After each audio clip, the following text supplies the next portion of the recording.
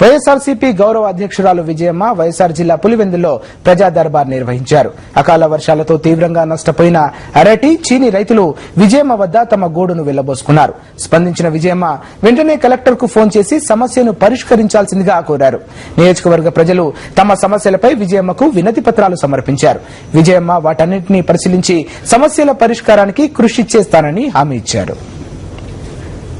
ఈరోజు ముఖ్యంగా ఉద్యానవన రైతులు ఈ ప్రాంతంలో చీని, అరటి రైతుల యొక్క బాధలు నాకు తెలిసి నా యొక్క ఈ నాళ్ళ నా జీవితంలో నేను ఏ రోజు రైతుల కష్టాలు ఇంతగా చూడలేదు. ప్రత్యక్షంగా రైతుగా నేను అనుభవిస్తున్నటువంటి నా తోటి రైతులు అనుభవిస్తున్నది. అదే పరిస్థితిని ఈ రోజు మా పార్టీ గౌరవాధ్యక్షురాలు స్థానిక ఎమ్మెల్యే అయినటువంటి విజయమ్మ గారికి మేము ఇప్పుడే రిప్రజెంట్ చేశాం.